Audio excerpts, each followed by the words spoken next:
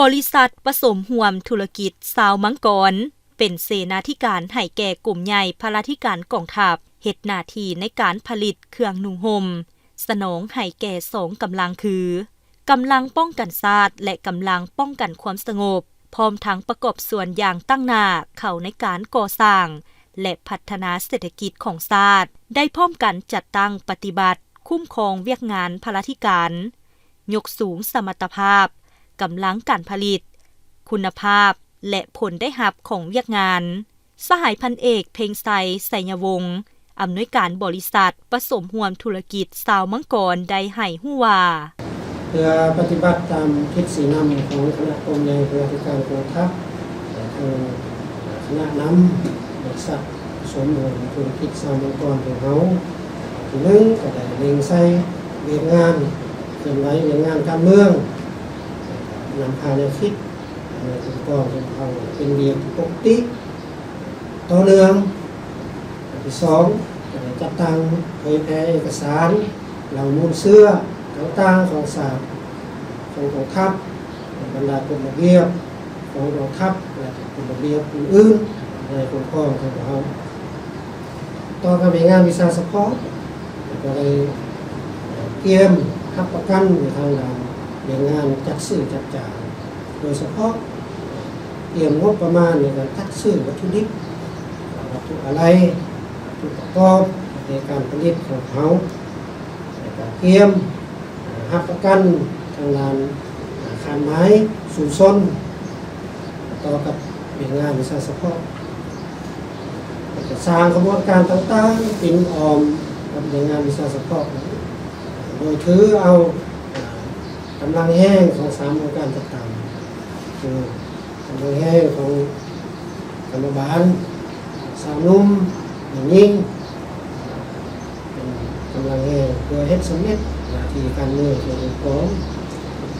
และในระยะผ่านมาต่อกับงานวิชาเฉพาะนี้เรียกว่าทางบริษัทของเขาก็ได้รับประกันทางด้านสนองผลิตภัณฑ์ให้ทันเทิงโดยเฉพาะอยู่ในปี 2025 นี้โดยอิงใส่ตัวเลขงบประมาณปี 2025 ทางบริษัทของเขาทำการผลิตคิดเป็นมูลค่าก็ที่ว่าเกือบ20ตื่นสันสานใน2กระทรวงในการผลิตในการเคลื่อนไหวตัวจริงนี้ในปี 2025 นี้ผลิตทองตีนจำนวน 400,000 กว่าขุนแล้วก็ไอเซ็ต 200,000 กว่าขุนแล้วก็สร้างมูลค่ากำไรประมาณ300 กว่าล้านนอกจากนั้นเราก็ยังได้ถือเอาเวียงงานการเคลื่อนไหวภายในกลุ่มกองสร้างกระบวนการต่างๆเป็นวรรณคดีกีฬาและนอกนั้นก็ยังเข้าร่วมกระบวนการต่างๆของกรมใหญ่พลาธิการของเราจัดขึ้นเป็นตัวเข้าร่วมกระบวนการอนามัยร่วมในกลุ่มกองยังเพื่อสุขภาพในโอกาสเฉลิมฉลองวันสำคัญต่างๆของศาสตร์และของกองทัพของเราถึงว่าสภาพอยู่ในโลกมีการผันแปรอย่างซับซ้อนทางด้านเศรษฐกิจมีการคัดแย้งกันอยู่ในตะวันออกกลางมีผลกระทบอย่างห่างแห้งต่อการเคลื่อนไหวธุรกิจของเราถึงอย่างไรก็ตามทางกรมกองของเราก็ตัดสินใจผลิตให้มีคุณภาพและมีกำไรและคนเล่นเป็นว่าพวกเราผลิตมีกำไรในปี 2025นี่เป็นเดือนที่1อันที่2กรมกองทางปกครองอยู่ยาวก็ได้ก็ตามแต่ว่าเฮ็ดให้คณะพักคณะกรมกองของเราลงลึกถึงพนักงานกรรมกรอยู่ในส่วนที่ทำการผลิตทางกองทางออนเพื่อศึกษาอบรมเขาเจ้านำพาแนวคิดเขาเจ้ามีความอุ่นเอี่ยมอุ่นเที่ยงมีความสมันต่อการนำขันของต้นและขันกรมใหญ่พลาธิการจึงเฮ็ดให้กรมกองของเรามีความสงบปลอดภัยและสงบเพื่อให้เวียกงานวิสาสะเพาะของกลุ่มกองได้รับผลสำเร็จตามคาดหมายของแผนการที่วางไว้คณะภาคณะอำนวยการได้มีการซี้นำพาอย่างใกล้ชิดติดแท้ สุ่มใส่หน้าที่เวียกงานที่ได้รับมอบหมายจัดตั้งซี่นำเวียกงานการผลิตเว้ารวมเว้าเฉพาะก็แม่นการผลิตธงตีนแพรเสร็จหน้าเป็นต้นตอเพื่อรับประกันเครื่องอุปโภคให้แก่บรรดากลุ่มโกงข้าพเจ้าพันโทคุดคำกันคำเปลี่ยน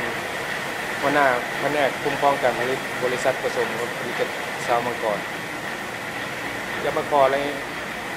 งานเกี่ยวกับสภาพการผลิตธงตีนของพวกเราว่าการผลิตธงตีนเนาะผลิตนั้นอิงตามแผนของกรมใหญ่พระราชการเพื่อมอบให้แต่ละปีเนาะจำนวนการผลิตต่อปีก็ประมาณ150,000-200,000 คู่เนาะเฉพาะกรมใหญ่พระราชการของทัพแต่นอกนั้นพวกเขายังผลิตเพิ่มเติมให้กับกระทรวงปกสเนาะแต่ละปีก็ประมาณ100,000สภาพการผลิตแต่ละมื้อเนาะพวกเขาจะเฮ็ดเวียก2ก้าว่าการหนึ่งสามารถผลิตได้ประมาณ450-500 คู่ต่อก้ามื้อหนึ่งจะประมาณ900-5,000 คู่เฉพาะรองเท้าของเราผลิตแต่ละมื้อสำหรับการจะตั้งปฏิวัติตัวจริงเนาะแต่ละปีที่ว่าการผลิตพวกเขาจะสำเร็จก่อนแผนการอยู่ในประมาณ 8-9 เดือนก็ถือว่าสำเร็จแล้วเนาะและ3 เดือนท้ายปีพวกเขาจะผลิตแค่สำรองเนี่ยเนาะเพื่อมีแผนฉุกเฉินหรือว่ามีความต้องการเพิ่มเติมของกลุ่มใหญ่เขาก็จะเอาตัวนั้นสนองให้หรือว่าถ้าบ่มีแผนเขาก็จะเป็นสำรองเป็นแผนของปีต่อไปนอกจากกองทัพพวกเขาแล้วก็ยังมีกระทรวงปกสเนาะที่ว่าเอานำพวกเขาแล้วก็ในงานบุญต่างๆเช่นว่าบุญทรงเงือท่านหลวงหรือว่างานวางแสดงของกระทรวงเขาจัดขึ้นพวกเขาก็จะเอาไปวางแสดงแล้วก็จำหน่ายไปพร้อมการผลิตแพชนานี้เนาะเราได้แบ่งให้แบ่งเฮ็ดเป็น2จุ2จุเนาะเป็น2ก้าการเข้ากานึงมันเข้าแต่4 โมง12 โมงกาที่2มันเข้าแต่12 โมง8 โมงเนาะในการผลิตนี้เนาะมื้อนึงจะได้อยู่500 ผืนเนาะปีนึงนี่พวกเราสามารถผลิตได้มัน150,000-160,000เนาะมันลื่นแผนการทั้งเนาะจากนั้นก็ได้ผลิตขับใช้ในสังคมนี้ประเภทนี้ของทหารเราคือว่ามีประเภทเดียวนี่เนาะสำหรับครับใช้สังคมนั้นเราเอาสีหลายสีหลายสีเป็นกับลูกค้าสั่งหรือว่าเอาตามสังคมมักสีใดที่ว่าพวกเขาเฮ็ดผลิตออกมาขายกับใช้สังคมเว้ารวมแล้วตลอดระยะผ่านมาบริษัทได้มีผลงานที่พ้นเด่นในหลายด้านโดยปฏิบัติตามทิศซี่นำของกลุ่มใหญ่พลาธิการกองทัพในการจัดตั้งปฏิบัติเวียกงานของกลุ่มกองถึงว่าสภาพเศรษฐกิจของโลกก็คือภายในประเทศมีการเปลี่ยนแปลงอย่างคาดคะเนได้ยากแต่การดำเนินธุรกิจยังสามารถสร้างผลกำไรได้ตามปกติซึ่งในทิศทางต่อหน้าทั้งบริษัทผสมร่วมธุรกิจสาวมังกรจะเฮ็ดให้กลุ่มกองมีท่าขยายตัวทันสมัยจัดหาเครื่องจักรที่ทันสมัยสร้างบุคลากรที่มีความรู้ความสามารถฮู้นำไส้เทคนิคซ่อมแปลงออกแบบและสามารถบรรษาเครื่องจักรได้ดีเพื่อตอบสนองการผลิตให้ได้ตามเป้าหมายของแผนการกรมใหญ่พลาธิการกองทัพ